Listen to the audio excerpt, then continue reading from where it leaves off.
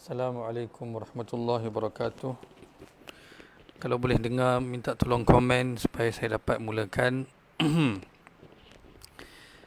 Sebelum ni saya dah kongsikan peristiwa Badar, peperangan Badar, apa yang berlaku, bagaimana Allah Subhanahu Wa Taala telah berikan kemenangan kepada orang beriman dan Allah Subhanahu Wa Taala telah berikan kekalahan kepada wa yaqta'a dabiral kafirin, kan, liyamizallahu al-khabitha min at-tayyib wa yaj'al al-khabitha ba'dahu 'ala ba'din. Untuk Allah Subhanahu Wa Taala nak pisahkan, Allah Subhanahu Wa Taala nak sucikan, daripada, nak membezakan antara kufur ataupun antara syirik dan iman. Maka Allah Subhanahu Wa Taala telah perintahkan Nabi Muhammad sallallahu alaihi wasallam untuk keluar dan memerangi Badar. Jadi seperti yang saya sampaikan hari itu, maka dalam peperangan ni ada banduan. Ada banduan, salah seorang yang menjadi banduan adalah Sayyidina Abbas radhiyallahu an. Sayyidina Abbas adalah bapa saudara Nabi sallallahu alaihi wasallam. Sayyidina Abbas adalah bapa saudara Nabi sallallahu alaihi wasallam. Ustaz Syahid kata jangan goyang kursi, itulah kursi ni memang tergoyang sendiri. Jadi beliau juga menjadi banduan peperangan. Walaupun beliau telah beriman, tetapi kerana bila dipaksa oleh orang Quraisy untuk keluar perang, kan, dia pun tak nak. Kalau mereka mula mensyaki beliau, takut beliau mengapakan, ataupun orang Quraisy takut, beliau takut orang Quraisy serang keluarga beliau, maka dia pun keluarlah. Tapi kita akan dengar berita apa yang berlaku seterusnya. Maka kami akan ambil tebusan dulu sebelum kami lepaskan. Maka Nabi sallallahu alaihi wasallam telah minta dia, bukan untuk dia saja, untuk dia dan untuk sepupu Rasulullah 2 orang lagi yang menjadi banduan juga. Di sebelah sana di Makkahul Mukarramah, apa yang berlaku? Bila mana orang pertama yang pulang daripada kaum Quraisy dan beritahu kepada orang Makkah dengan penuh kesedihan, dengan putus asa bahawa semua dah mati, dia kata. Umayyah bin Khalaf, Utbah, Syaibah, Abu Jahal, ketua dia, kan, bila dalam peperangan ni kalau ketua mati, masuk apa? Habislah. The end. Memang kalah lah. Accept the defeat lah. Dia balik dengan sedih. Bila sampai situ, Safwan masa tu dia duduk dekat dalam, dia dengar kata ada orang bagi tahu kata kalah. Dia kata mana mungkin, kata 1000 orang lawan 300 yang tak ada senjata kalah. Dia kata dia mabuk tu, dia kata penat tu, dia mimpi buruk apa-apa tu. Saya cuba kau pergi tanya dia, mana Safwan? Mesti dia kata Safwan pun dah mati. Sebab semua nama disebut satu persatu kata dah mati, kan. Dia cuba tanya, Safwan ni adalah anak kepada Umayyah bin Khalaf, yang mana dah mati dah dalam peperangan tu. Umayyah bin Khalaf siapa? Umayyah bin Khalaf ni adalah tuan kepada Sayyidina Bilal, yang banyak mendera Bilal, kan. Dia pun Allah Subhanahu Wa Taala telah matikan. Maka dia kata pergi tanya dia tengok mana Safwan. Mesti dia kata Safwan pun dah mati. Bila tanya, dia kata Safwan tu duduk sandar dekat Hajar, dia kata, sedangkan bapak dia pun dah mati, abang dia pun dah mati. Dengar tu dia pun terkejut. Maksudnya betul, orang ni bukannya bukannya mabuk, bukannya dia mimpi buruk, apa, memang betul hakikat. Bila mendengar tu Abu Lahab, saya bagi tahu, itu Abu Lahab dia tak menyertai peperangan Badar. Dia hantar orang, dia hantar As bin Wa'il menjadi wakil dia. Sebab masa keluar untuk peperangan Badar, semua orang pergi. Semua orang pergi, yang tak pergi tu, dia orang mesti hantar wakil. Sebab masa tu memang ini isu hidup dan mati. Sebab semua barang perniagaan mereka dibawa oleh Abu Sufyan. Takut hilanglah semua, kan, dihantar. Dan kedua, kerana malulah, kan, takut sangat dihantar wakil. Dia kata As bin Wa'il hutang dia, kan. Dia kata kau tak payah hutang, aku halalkan 4000 dirham hutang, kau pergi jadi wakil. Jadi Abu Lahab tak pergi. Bila Abu Lahab dengar berita, dia pun nak confirm betul tak betul. Dia pergi rumah siapa? Dia pergi rumah Abbas radhiyallahu an. Dia pergi rumah Sayyidina Abbas radhiyallahu an. Dia pergi rumah Sayyidina Abbas. Dia kata dengar kata orang Islam dah menang, betul kan ni? Tanya siapa? Tanya Ummu Fadal, isteri kepada Sayyidina Abbas. Maka ada seorang hamba ataupun orang gaji, hamba lah zaman tu, bila dia dengar kata orang Islam dah menang, dia kata subhanallah, dia kata aku dah yakin dah, dia kata janji Allah memang orang Islam akan menang. Tanpa sedar, maksudnya dia pun tak nak cakap, dia tercakap. Sebab apa? Sebab dia seronok sangat, dia pun tercakap. Bila dia tercakap tu, Abu Lahab geram lah, dia kata engkau depan aku, engkau boleh bersorak gembira atas kemenangan orang Islam. Abu Lahab tangkap dia, pukul, mula pukul dah memang dah hampir cedera parah dah. Maka Ummu Fadal masa tu orang lelaki tak ada. Abbas keluar pergi perang. Kan kita dengar dua sepupu lagi dia pun pergi perang. Jadi Ummu Fadal isteri kepada Abbas radhiyallahu datang untuk nak damaikan. Maksud dia kata berhenti, kata kenapa kau pukul dia? Kata ini kebenaran.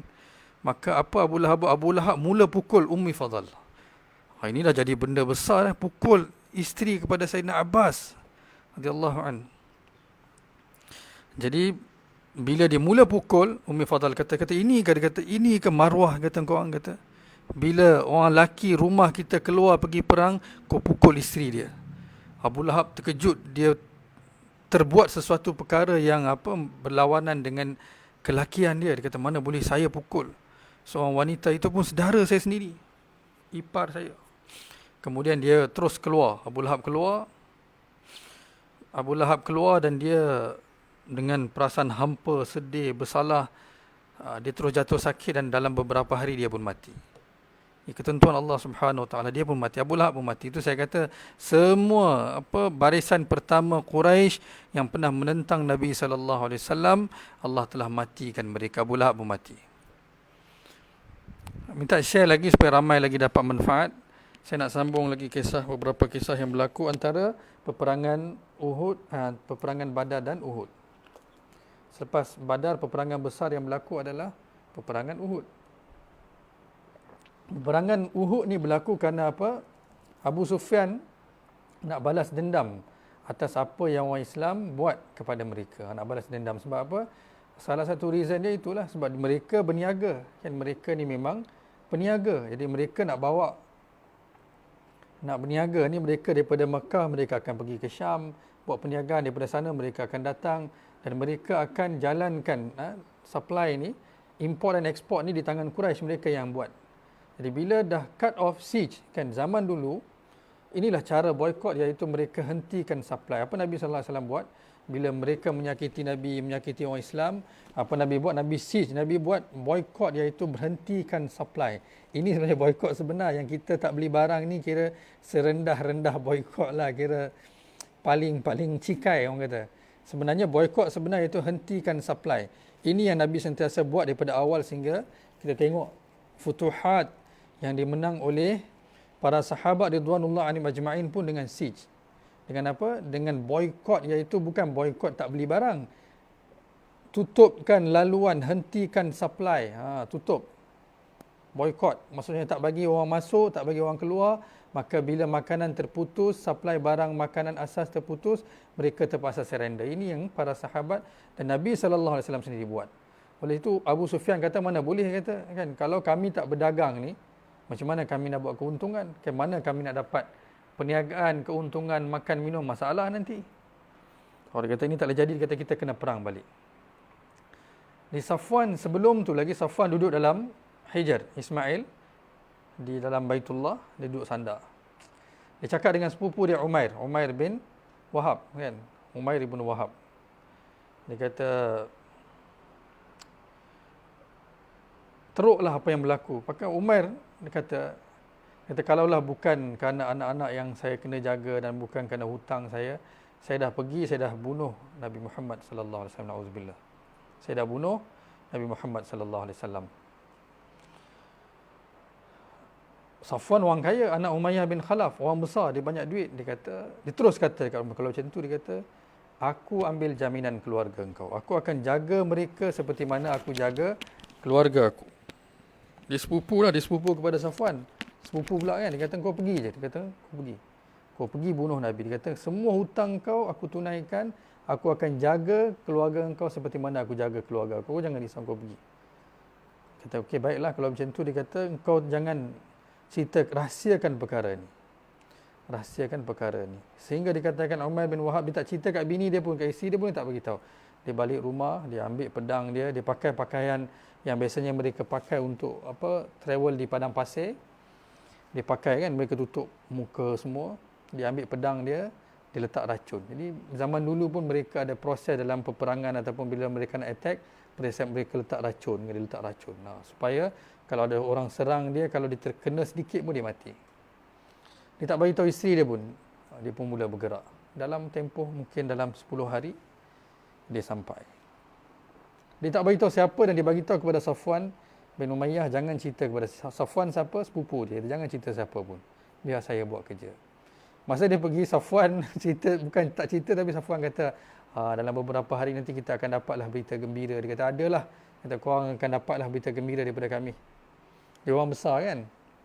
Anak Umayyah. Umayyah pun kena bunuh kan. Umair ni pula anak dia jadi banduan ada kat Madinah. Anak dia ada banduan. Jadi banduan Nabi SAW daripada peperangan Badar, kena Umair pun pergi, anak dia pun pergi. Umair dapat lari balik, tapi anak dia jadi banduan Nabi SAW. Itu salah satu revenge yang ada dalam diri dia. Dia nak balas dendam lah atas apa yang, satu kekalahan, kedua anak dia pun banduan kan. Dia nak bayar tebusan banduan, mungkin dia tak ada duit, dia kata dia lah berhutang. Dia pun keluar. Bila dia masuk saja kan, dia bawa pedang seperti mana biasa traveller pakai, bawa pedang, dia pakai pakaian kan, seperti mana traveller pakai, tutup muka di padang pasir supaya mereka tak kena habuk kan, ataupun pasir, ataupun protected lah kan. Maka bila dia sampai, bila Umar radhiyallahu anhu nampak dia, Umar kata, dia kata hadzal kalb, dia kata ni anjing ni, walaupun dia tutup muka, Umar cam, kata ni anjing ni, kata ni hadza aduwullah, kata ni musuh Allah ni, kata dia buat apa kat sini. Dia terus pergi jumpa Nabi sallallahu alaihi wasallam. Dia bagi tahu, kata Umair datang. Dia kata mesti ada something wrong. Kata Umair ni mana dulu jahat, ini ada something wrong ni. Nabi sallallahu alaihi wasallam kata bawa dia datang jumpa. Bila Umar dan Umair kan, Umair musuh masuk, Umar radhiyallahu anhu, tangan Umar sentiasa dalam pedang, sebab takut dia buat keluar pedang je terus nak pancung kan. Dia standby sebab dia tahu Umair ni dia jahat. Bila dia masuk pun Nabi sallallahu alaihi wasallam kata ni khabis ni, kata jahat ni, dia kata apa tujuan dia datang. Bila dia masuk jumpa Nabi sallallahu alaihi wasallam, dia pun dah kata, ini memang Nabi, kalau aku keluarkan pedang ke apa, memang aku mati dululah, dia orang akan bunuh aku. Maka dia pun, bila Nabi sallallahu alaihi wasallam tanya, kata apa tujuan kau datang? Dia tukar cerita, dia kata tujuan saya datang untuk negotiate, untuk lepaskan anak saya yang banduan dengan tuan, wahai Muhammad. Dia tak panggil Rasulullah, dia tak beriman. Nabi sallallahu alaihi wasallam kata tak, dia kata apa tujuan kau datang? Dia kata kalau kau datang nak negotiate, dia kata takkan kau bawa pedang. Dia kata tak, dia kata memang. Nabi sallallahu alaihi wasallam kata tak, dia kata saya datang untuk negotiate supaya saya dapat bawa anak saya pulang, berapa saya tak ada duit nak bayar, sebab tu saya datang untuk negotiate. Nabi kata sebenarnya 10 hari lepas engkau duduk dengan Safwan bin Umayyah di dalam kawasan haram, dan kau bincang dan kau kata kepada dia, kalaulah bukan kerana anak bini aku, bukan kerana hutang aku, dah lama aku pergi bunuh Nabi Muhammad atas kekalahan yang berlaku di Badar. Untuk itu yang kau datang. Dia terkejut sebab apa? Lepas dia sembang dengan Safwan tu, satu, dia mereka janji tak akan cerita kat siapa-siapa. Kalaulah Safwan mungkiri janji sekalipun, mana ada orang boleh sampai lebih laju daripada dia ke Madinatul Munawwarah. Dia sampai, dia terus gerak. Maka terus dia kata, asyhadu annaka Rasulullah. Dia kata, aku bersaksi bahawa engkau Rasulullah. Kerana tak ada siapa pun yang boleh bagi information ni. Subhanallah, bayangkan orang datang, dia datang untuk bunuh Nabi SAW, dan dia terus bersaksi. Ramai musyrik masa tu, mereka ni memang musyrik kerana mereka tak tahu kebenaran. Dan mereka yakin bahawa Nabi salah. Masa tu dia kata memang, ya Rasulullah, dia kata engkau adalah Rasulullah. Maka Nabi SAW perintah sahabat, kata ajarlah dia Quran, ajarlah dia agama Islam, dan bebaskan anak dia, minta dia bawa, ambil anak dia.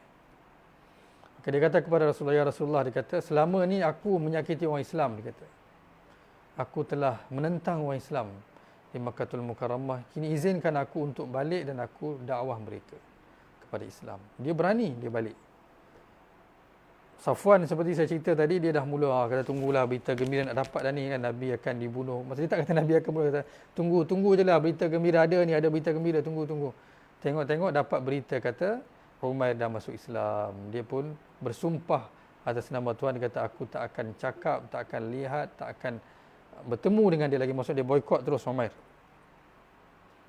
Maka Umair buat dakwah. Balik dia bagi tahu. Ramai orang melalui Umar yang masuk Islam. Subhanallah, tengok bagaimana Allah Subhanahu Wa Taala tukar angin, tukar musim, tukar cuaca daripada mereka yang menentang ni, mereka masuk Islam dan mereka yang mula dakwah. Safwan ni, sepupu dia kan yang menentang, yang hantar dia kan semua ni. Dia pun akan beriman tapi dia menyertai peperangan Uhud, dia menentang orang Islam, dia menentang. Tapi akhirnya bila Fatah Mekah nanti, bila Nabi SAW masuk ke kota Mekah, dia lari. Dia sembunyi, dia kata memang Nabi tak akan lepas. Sedangkan nama dia tak ada dalam list yang Nabi letak pun, dia lari. Maka Umar yang kata kepada Rasulullah, Ya Rasulullah, dia kata engkau berilah keamanan kepada dia, aku nak pergi cari dia.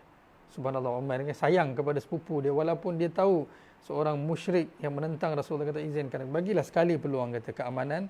Maka dia pergi cari Safwan, dia kata, dia dakwah Safwan pun masuk Islam. Lepas Fatah Mekah lah. Ini kemudian. Satu lagi kisah yang berlaku pada bulan Syawal.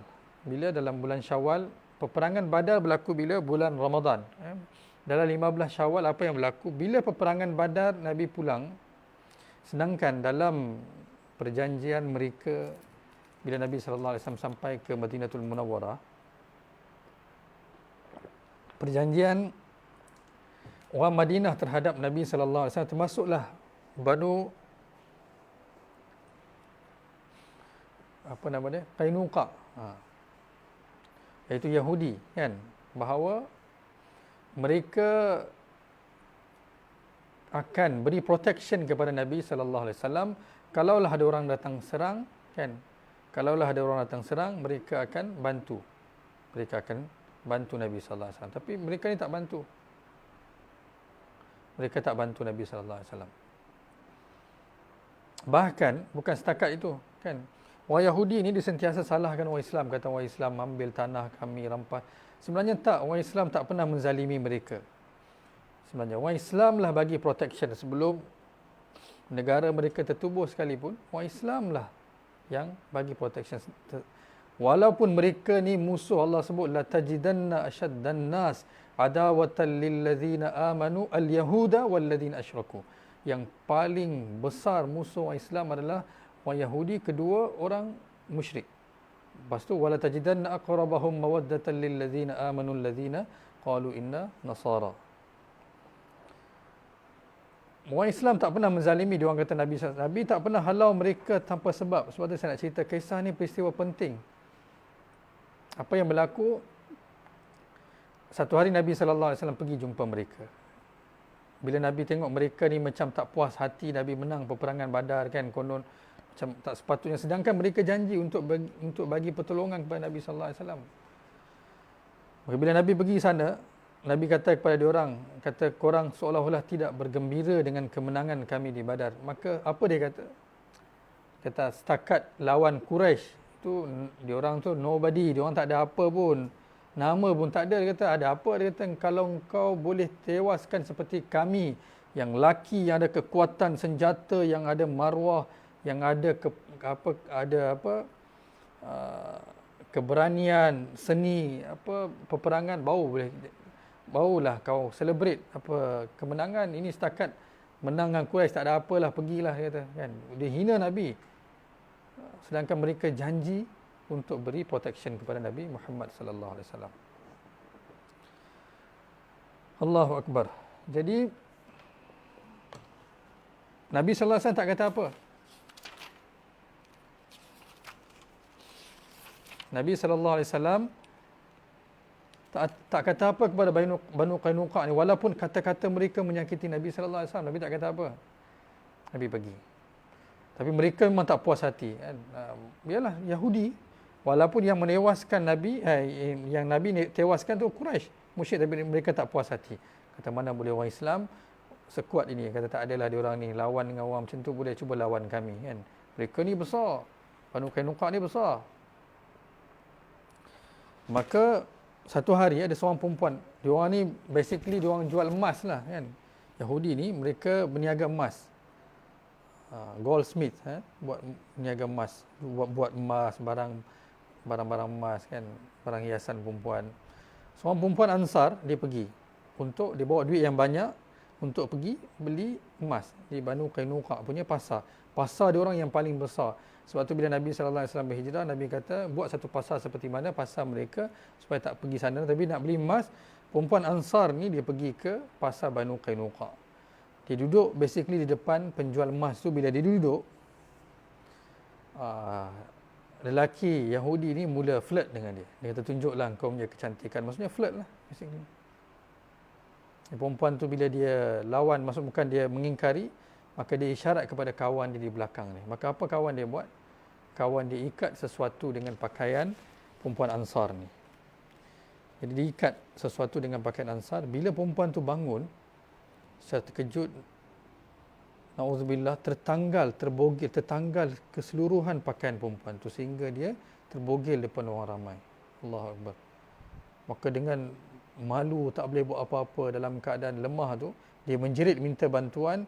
Ketika itu ada seorang Islam yang mana datang ke pasar tu, dia terus datang dan dia terus pancung kepala orang yang telah ikat kain menyebabkan perempuan ni tertanggal pakaian dia keseluruhan. Jadi kita tahu di dalam traitri dia kan, jadi orang Islam yang bantu perempuan ni terus mereka pancung dia. Terus pancung. Jadi bila sampai berita kepada Nabi Muhammad sallallahu alaihi wasallam, Nabi sallallahu alaihi wasallam minta untuk keluar untuk serang. Untuk serang mereka. Mereka ni walaupun berani-berani kan, tetap Yahudi, mereka tak beriman kepada Allah Subhanahu Wa Taala, tak sama seperti orang mukmin. Orang mukmin masa tu yang seperti mana bilangan yang ke Badar pun 300 lebih kan. Mereka ni lelaki saja dikatakan mungkin ada 700 orang Yahudi, dan mereka ada qila' besar-besar kan. Bangunan besar-besar yang mereka buat, mereka boleh sembunyi dalam tu, dan memang mereka pergi sembunyi. Mereka semua kata biar kita sembunyi dalam ni, bila Nabi Muhammad sallallahu alaihi wasallam datangkan tentera dia, mereka tak akan dapat buat apa-apa dan mereka akan pergi. Mereka sembunyi dalam tu. Maka lagi sekali apa Nabi sallallahu alaihi wasallam perintah pada sahabat buat? Siege, iaitu boykot. Boykot maksud apa? Hentikan supply, hentikan orang masuk dan hentikan orang keluar. Kepung lah. Tak ada siapa boleh keluar, tak ada siapa boleh masuk, tak ada barang masuk, tak ada barang keluar. Jadi bila terputus bekalan, ini boykot sebenar yang orang Islam buat tu, terputus bekalan, maka mereka akan terpaksa sehingga 15 hari mereka buat perkara. Maksudnya siege tu, buat boykot tu. Ubadah bin Samit adalah seorang sahabat ketika itu yang diberi jaminan oleh orang Yahudi, dan kedua adalah Abdullah bin Ubay bin Salul, iaitu ketua munafik. Kedua-dua mereka ni mendapat jaminan penjagaan daripada orang Yahudi. Jadi orang Yahudi dia dengan apa cara yang mungkin mereka telah sampaikan pengkhabaran kepada Ubadah bin Samit dan kepada Abdullah bin Ubay bin Salul, kata engkau negotiate dengan orang Islam untuk lepaskan kami. Sebab maksudnya jangan kepung kami lah. Bayangkan yang tadi kekuatan orang Islam dulu kan, Nabi sallallahu alaihi wasallam buat setiap perkara dengan perintah Allah Subhanahu Wa Taala. Ubadah bin Samit bila datang, dia terus bila sampai berita kepada Ubadah bin Samit datang jumpa Rasulullah. Dia kata, ya Rasulullah, dia kata, aku batalkan mereka sebagai penjaga aku. Innama waliyukumullahu wa rasuluhu wallazina amanu. Dan aku lantik Allah, Rasulnya dan mereka yang beriman sebagai penjaga aku. Innama, mereka kata ini Allah sebut dalam Quran. Tapi yang kedua, siapa saya sebut tadi, Abdullah bin Ubay bin Salul, iaitu yang ketua munafik, dia tak nak kan, dia terus pergi jumpa orang Yahudi. Dia mula cakap dengan mereka, orang Islam yang jaga, yang kepung tu, kata lepaskan mereka ni. Mereka dia kata, kau ingat apa kau cakap lepas, kami lepas. Kami tak akan lepas, kata ini perintah Rasulullah sallallahu alaihi wasallam. Dia kata lepaskan, dia kata Engkau lupa ke mereka ni bantu? Dia kata tak. Dia kata ini perintah Nabi SAW. Dan kalau kau nak lawan lah, kata kami tak akan pergi daripada sini. Maka dia pergi jumpa Nabi Muhammad SAW. Kata, ya Muhammad, dia panggil Nabi pun tak hormat, sedangkan Allah larang, la taj'alu du'a ar-rasul ka du'a ba'dikum ba'dha. Jangan kamu panggil Nabi, Allah larang. Jangan panggil Nabi seperti mana kamu panggil orang lain antara korang. Tapi dia panggil, ya Muhammad. Wahai Muhammad, dia kata lepaskan mereka. Nabi diam. Nabi tak cakap apa. Kali kedua dia cakap, Nabi tak respon juga. Dan bila tak respon, dia naik angin lah. Dia naik angin. Apa dia buat? Dia pergi kepada Nabi SAW, dia pegang pedang Nabi. Dia pegang pedang Nabi sendiri. Dia pegang pedang Nabi, dia nak keluarkan pedang Nabi. Maka Nabi SAW kata, lepaskan pedang tu. Nabi tak buat keputusan tak nak lepaskan Yahudi itu ke apa. Dia kata lepaskan Yahudi. Tu Allah sebut, fataral ladzina fi qulubihim maradun yusari'una fihim yaquluna nakhsha an tusibana dairah. Dia kata apa? Sedangkan dia mengaku dia orang beriman. Abdullah bin Ubay bin Salul ni munafik. Dia kata apa? Kata, ya Rasulullah, kalau kau tak lepaskan mereka, akan keburukan timpa aku. Sebab apa? Mereka beri jaminan kepada aku, ini, itu dan ini. Dia kata, dairah akan menimpa aku. Ini Allah sebut dalam Quran. Dalam surah Al-Ma'idah kan Allah sebut. Fataral ladzina fi qulubihim marad, iaitu munafik, hati dia ada penyakit. Nabi sallallahu alaihi wasallam diam. Lepas tu lagi keluar, dia kata lepaskan mereka. Sedangkan Nabi tak cakap apa nak lepas ke tak nak lepas ke. Selepas ketika Nabi sallallahu alaihi wasallam kata, ambil lah, Nabi kata, aku lepaskan dia, mereka untuk engkau, pergi.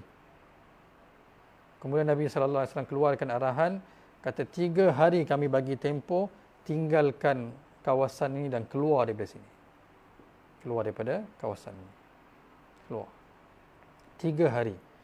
Ubadah bin Samit kata, mereka datang jumpa Ubadah bin Samit kata, mintalah Nabi tempoh lebih sikit. Ubadah kata, nasib itu Rasulullah dia bagi 3 hari.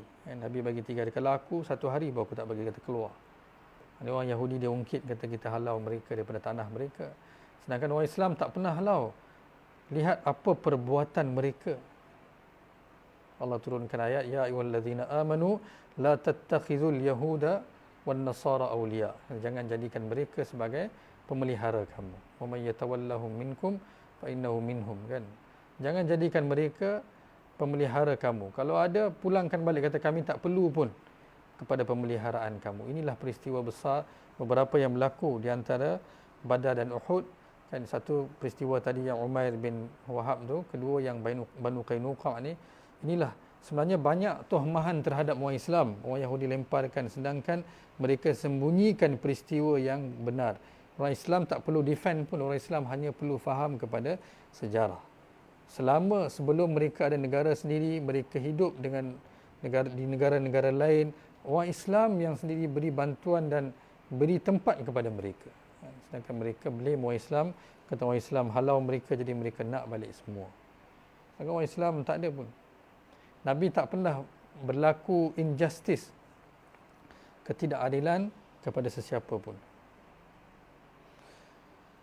Jadi saya pun dah nak asar kot, kan. Saya pun dah penat dah. InsyaAllah mudah-mudahan kita akan sambung lagi, sebab saya nak mula cerita tentang peperangan Badar. Saya rasa elok, peperangan Uhud. Jadi untuk tu saya nak habiskan peristiwa antara Badar ni sampailah ke next year, tahun ketiga berlaku peperangan Uhud dalam bulan Syawal. Dan ini masih dalam bulan Syawal tahun 2 Hijrah. Semua yang dah mati kan. Ubay bin Khalaf tak mati. Ubay bin Khalaf ni lah yang kat Mekah dia pernah kata dulu. Di Mekah dia pernah kata kepada Nabi sallallahu alaihi wasallam, ya Rasulullah, dia kata aku ada bela seekor kuda yang aku hari-hari bagi makan kepada kuda tu. Bila dah kuat nanti aku akan datang, aku akan bunuh engkau dengan kuda tu. Maka Nabi sallallahu alaihi wasallam kata, wahai Ubay, sebaliknya aku akan bunuh engkau nanti. Itu yang berlaku nanti kita dengar dalam peperangan Uhud apa berlaku, kan. Tu hoyong hayang dia, Nabi tak buat apa pun, Nabi cucuk sikit saja tu hoyong hayang dia mati. Dalam peperangan Uhud nanti kita dengar, sebab banyak twist dalam peperangan Uhud yang berlaku, kan. InsyaAllah bila saya mula, saya akan cerita kedudukan Uhud tu di mana? Uhud ni bukan satu gunung kan, dia satu kawasan besar. Jadi saya cerita insya-Allah seberapa perinci yang mungkin, seberapa detail yang mungkin, bagaimana mereka berhadapan dengan basically saya dah cerita sebab apa berlaku Uhud. Sama. Kerana apa? Mereka nak travel untuk perniagaan mereka telah dihalang oleh Nabi sallallahu alaihi wasallam. Mereka nak pergi ke Syam tak boleh. Jadi ini cara mereka boykot dengan cara hentikan supply, hentikan perjalanan. Ini dulu punya. Kita punya boykot sekurang-kurangnya kita berhenti beli barang sajalah kan. Ini boykot sebenar. Sebab tu kata bila kita belajar futuhat kan, naklukan yang dibuat oleh para sahabat, oleh Khalid bin Walid kan, oleh Abu Ubaidah al-Jarrah di zaman Sayyidina Umar bin Khattab kan, kebanyakan berlaku dengan cara inilah. Itu sejarah yang panjang sehingga mereka pun serahkan segala-galanya kepada orang Islam. Ini yang pertama, inilah contoh untuk Umar, apa yang dibuat semua mengikut sunnah yang Nabi buat kepada Banu Qainuqa ni. Di peperangan Badar kan Allah sebutkan, lepas tu di zaman Sayyidina Umar akan berlaku futuhat Rom kan, Faris, Rom dan Parsi ni. Allah dah turun mula-mula alif lam mim ghulibatir Rum kan, Rom akan ditewaskan oleh Persian fi adnal ard wa hum min ba'di ghalabihim sayaghlibun. Kemudiannya tiba-tiba Rom akan menang balik fi bid'i sinin, dalam beberapa tahun. Masa tu Abu Bakar, ada orang musyrik kata kepada Abu Bakar, dia kata ya ke, dia kata Rom nak menang apa, dia kata dah kalah dah, habis kan, habis dah fi bid'i sinin, dia kata dalam beberapa tahun. Jadi masa tu ada seorang musyrik ni, dia bet dengan Abu Bakar, dia kata berapa tahun. Abu Bakar kata masa tu bet tak diharamkan lagi. Abu Bakar kata bid'ah ni kadang-kadang dalam 7 hingga 9 tahun, 5 hingga 9 tahun. Dia kata dalam 7 tahun. 7 tahun. Masa tu di Mekah lagi lah, di Mekah lagi. Tapi Allah Subhanahu Wa Taala telah berikan kemenangan binasrillah ni, kemenangan Badar, dalam masa yang sama Rom telah tewaskan Persian. Nanti panjanglah cerita tu. Mula-mula Rom ditewaskan oleh Persian, kemudian Rom akan menang balik. Kemudian orang Islam akan menentang Rom, kemudian akan menentang Persian. Di zaman itu kemudianlah zaman Khulafa Sayyidina Umar radhiyallahu anhu. Panjang sejarah Islam ni, keberanian mereka, keyakinan mereka, keimanan mereka, keteguhan mereka memang luar biasalah. Kalau kita ada hari itu mungkin kita tak mampu. Kita fikir anak isteri kita sajalah kan. Jadi mereka punya keberanian tu memang luar biasa. Peperangan Uhud nanti kita dengar, masa tu Allah Subhanahu Wa Taala kata kami nak pisahkan pula Islam dan munafik. Liyamizallahu al-khabitha minat tayyib. Masa tu Allah akan bezakan. Allah akan semua sampai ketika yang Banu Qainuqa ni belum label lagi, kata Abdullah bin Ubay bin Salul ni munafik. Masa berlaku Uhud nanti, masa dia lari tinggalkan medan peperangan, masa tu baru confirm kata dia memang munafik. InsyaAllah itu saja. Mudah-mudahan manfaat untuk kita semua. Boleh kongsi supaya ramai rakan yang dapat manfaat, dan insyaAllah kita akan sambung lagi. Subhanallah wa bihamdi, subhanakallahumma wa bihamdika, nasyhadu an la ilaha illa anta, nastaghfiruka wa natubu ilaik. Assalamualaikum warahmatullahi wabarakatuh.